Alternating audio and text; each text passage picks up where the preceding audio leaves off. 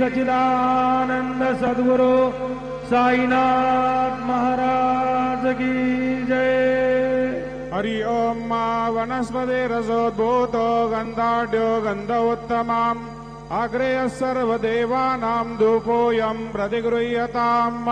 धूपमग्रहापयामि साज्यं च वर्धि संयुक्तं वह्निनं योजितो मया। दीपं गृहाण देवेश त्रैलोक्यतिमिरापः। दीपं दर्शयामि धूपदीपान्ते महानैवेद्यं निवेदयामि। हरि ओम प्राणदा अपानदा व्यानदा वर्जोदा वर्योर्दाः अन्यास्ते अस्मादापन्तु हेतयः। पावको अस्मद्भग्मो शिवो भव। चतुष्कोणमण्डलोपरि नैवेद्यपात्रं निधायेत्। गायत्री